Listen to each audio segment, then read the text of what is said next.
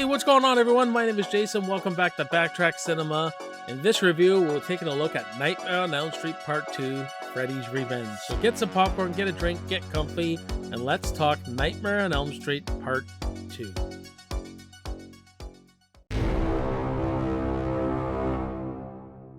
Nightmare on Elm Street Part 2 was released in 1985, directed by Jack Shoulder, and starring Mark Patton, Robert Englund, and Kim Myers. What's going on, everyone? Welcome back to the channel. My name is Jason. You're watching Backtrack Cinema. Before we get to the review of Nightmare on Elm Street Part 2, let me know in the comments what you think of this movie. Do you like it? Don't you like it? Are you a fan of this one, or do you not like what they did with this film? And we'll have a great discussion in those comments. And let me know your favorite Nightmare on Elm Street film. We'll have a good discussion on that too. So guys, yeah, Nightmare on Elm Street Part 2. Now, I'll tell you a little personal story about this one. This one was always my buddy's favorite when we were young kids, like 9 or 10. I always liked Dream Warriors. Dream Warriors was my first experience with Freddy. It was my first Nightmare on Elm Street film. So when he showed me this movie, I didn't like it. I'll be honest, I didn't like it at all. But at the time, I didn't understand all the stuff that was going on with it too. But I didn't like how they broke the rules from the first movie and said F you. Even as a kid, said F you to the first movie. Him coming into the real world, it just felt weird, and it felt like it was so out of left field. And I know that this movie has gotten its fans over the years. I mean, a lot of people are showing Freddy 2 some love now, and I've really turned around on the movie too. I really enjoy this one now. And I enjoy the one where they take the story, although I do have some problems with it that we'll get into and stuff like that. But one thing I have to say about the early Nightmare on Elm Street films, watch them on VHS. It's so much darker. You're not supposed to see things that the Blu-ray really shows, that brightens things up and everything like this. Watch it on VHS. Let's look at that. Great cover and everything like that. So a teenage boy is haunted in his dreams by deceased child murderer Freddy Krueger, who is out to possess him in order to continue his reign of terror in the real world. So let's just talk about first where they take this movie. They really kind of ignore the first film, the rules of it, or at least they don't explain it. You assume that he's in a weakened state because Nancy left him that way. He doesn't have the power to kill you in your dreams and stuff like that. So this becomes like a possessive story where he's possessing this kid, Jesse, who's moved into Nancy's home. New family moving there now. I think it's 5 years later or something like that. Freddy is slowly trying to possess this kid, like using him as an avatar so he can get into that real world where he can, you assume, spread the fear of himself again. And the thing is, when he takes over Jesse's body, you see Freddy. Like, you see Freddy, the sweater and everything. But I think they don't say it, but I think you're supposed to be seeing Jesse. This Jesse with the glove and everything like that. Because that's what it looks like. That's the performances, the way people are looking at him. That's what it feels like. But again, they don't really explain that. So I'm not a big fan of them breaking the rules where Freddy's not getting you into your dreams, that he's coming into the real world. Because I'm like, why does he need to come into the real world?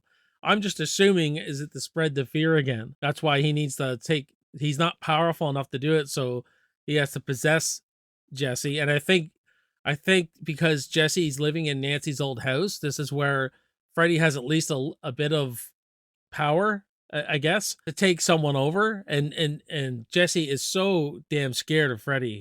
He's in a state of fear whenever Freddy's around. But this don't explain any of that. Freddy's not as powerful as he used to be because the way Nancy left him, but he's got some power because of this house, that he needs to go into the real world, cause death and mayhem to get people scared of him, and that will start kids will start falling asleep, dreaming of him again, slowly getting his power back. And maybe they could then a final showdown in the dream world kind of thing. They just don't explain anything, but if you could leave that part out of it, if you could accept that, okay, this is a possession movie, Freddy's going to come into the real world and be the Springwood slasher again, I guess. You get past that, you could really enjoy this movie. I mean, the way this movie opens, Jesse having a nightmare on the bus, and Freddy's the bus driver, and he drives into this, like, out into the desert, and it all cracks apart and earthquakes, and there's lava everywhere. Just the imagery of the bus just hinging there, and Freddy coming down, being in that confined area of the bus, with this Freddy sitting there, and he wakes up screaming and all that is pretty. It's awesome. It's pretty good. And Mark Patton as a final boy, I guess you could say, I think he's fantastic. I mean, you really feel the stress, the fear, the anxiety with him. You really feel it. The performance is actually really, really good. You son of a bitch! You killed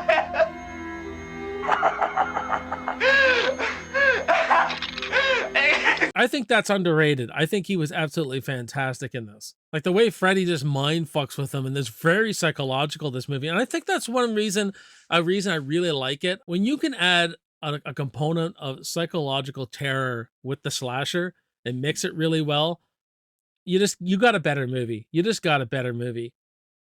And the way he's like, he got his claws on Jesse, and he's kind of like sliding his finger down his skin, and he's in his face all the time, mind fucking with him all the time because he takes over Jesse, and it's actually Jesse who kills someone.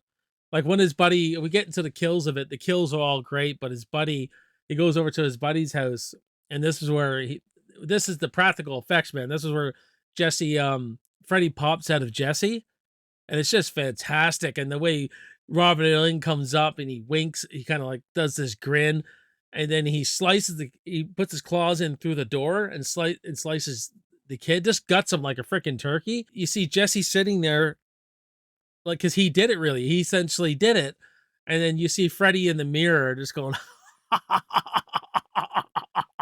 like that. It's fantastic. This is the mind fuck that happens in this movie. And we could talk about the gay overtones, the subtext. I'm not going to hit on a lot of it. You all know all about this movie, and it's not really subtext. It's really hits you in the face here. But that's what I like about this story. I like that how this character of Jesse is, fighting with his own sexuality, and they're using Freddy as this metaphor for it. I mean, you got things like the game Probe in his room. He's got a sign on his door that says "No chicks allowed." They put things in there. It doesn't only have to be about a teenager fighting his sexuality. You could look at this as, if you were a drug addict, or if you're suffering from depression, anything that makes you into something completely different than what you are, and using Freddy as that metaphor. It's just it was a unique way of telling this story, and the Nightmare on Elm Street, using Nightmare on Elm Street, you know what I mean? I just think that's great, and I think it really has gotten his fans over the years because of that. Robert Englund in this is just awesome. They tried to green light this movie without him, and there's one small scene where there's like a stuntman, and he just kind of walks like Frankenstein. It's in the shower scene where he kills the coach. It's very small, but you could see, oh my goodness, they said, no, we can't do this without Robert. They paid Robert the money, and glad we did, because he's fantastic in this. I love his body language in this. A lot of us in the horror community talk about this, how the way he stands in this, when he comes into the real world and this does that massacre at the pool party, he's got a stance to him, and the way he turns his head and stuff like that, the way he looks, he's like, oh, you're all my children now, like that. And the music going on with it, really epic, really cool music in this. It's a completely, it very much, all the soundscapes are very much different. He's a dark and he's a scary Freddy in this. He's a very scary Freddy. His eyes are sunken in. He's got this really pointy witch-like kind of nose. The makeup on him is probably my favorite look of Freddy. Nightmare on Elm Street 2. Not my favorite Freddy movie, but it's got to be my favorite look of Freddy, I would say. I think Freddy's absolutely terrifying in this. Just, again, he's still that character, relishing in the fear, loves fucking with you. You know what I mean? Before the kill. And I think Jesse's girlfriend, Kim Myers, I think she's a pretty good final girl in herself. She's there to help Jesse fight Freddy from Freddy taking him over. The fight within himself, you can beat this guy, you can fight him and stuff like that. I think she's a strong character in herself. An absolute Meryl Streep freaking clone. Now, I will say, I think the whole middle act is the best part of this flick. I like the first act, second act's great. I think it kind of falls apart after the pool party, though. I find it's lackluster. I didn't get this epic conclusion like I wanted, I guess. I find I start losing interest after that, where Freddy just heads to this boiler room. Kim Myers goes after him. Freddy gets burnt, and Jesse pops out of him at the end.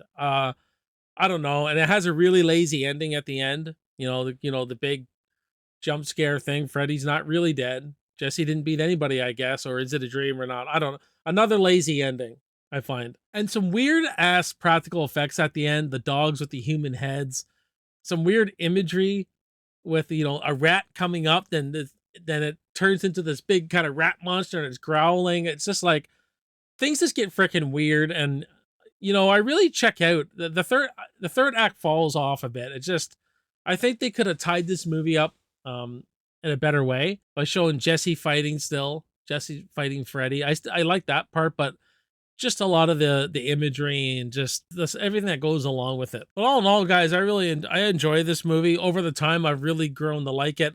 I know a lot of people in the horror community have really grown to like it too. I'm going to give Nightmare on Elm Street Part 2 a solid B. What about you guys? Let me know in the comments what you think of Nightmare on Elm Street Part 2. We'll have a good discussion in those comments. And I'll post related content here. Give me a like, a subscribe, all that jazz. I would really appreciate it. My name is Jason. You're watching Backtrack Cinema. I will see you on the next video, and I will see you in the movies. Cheers.